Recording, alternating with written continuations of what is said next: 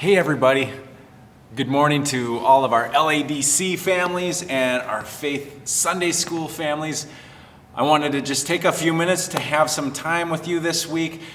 And I know that many of you are at home and you've been studying, you've been doing different things to get into this routine. So I wanted to share a Bible story with you this morning about a time during the Bible where things were a little different and where things were a little were difficult. There were some difficult times. And so this is going to be a story about a man named Elijah. And he was a prophet, and he goes to visit a widow during something called a famine. Now, famine is when there's no food available and all of their, everything's kind of running out because the crops are hard to grow and the weather's just really hard on everything. And so this is the story when Elijah goes to visit the widow. All right, so here's Elijah. Elijah was a prophet, and God helped show him and tell others about God. And so here's Elijah and the widow. And one day God said, "Pack your things, Elijah. It's time to move to a new town. I've told a widow there to feed you, and I will make a miracle." Now, this was not a good time to move because rain hadn't fallen for many days. The sun was hot and the earth was dry, and Elijah didn't have any friends in this new town. But he did listen to God, and he went there. When he arrived to that town, he was thirsty, and he spotted a woman and said, "Could you be the widow that God told me about? Excuse me, ma'am, can you please bring me a drink of water?" And the kind woman hurried to get him some water. Oh, but then Elijah's tummy growled. It went, "Grrr." He remembered that God said that the widow would also feed him.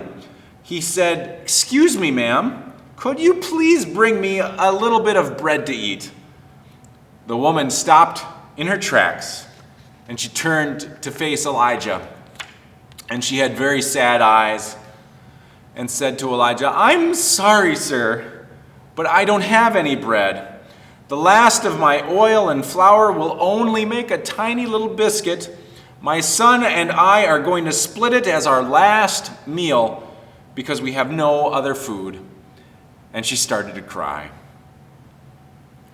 Elijah looked at her and said, "Dry your tears.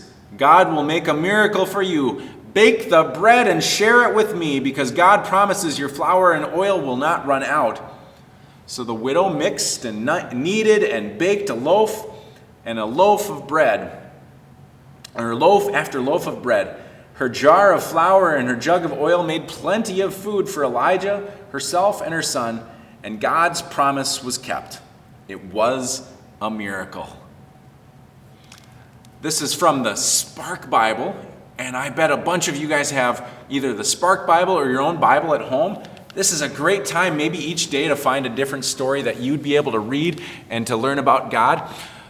This particular story is one for me that reminds me of hope.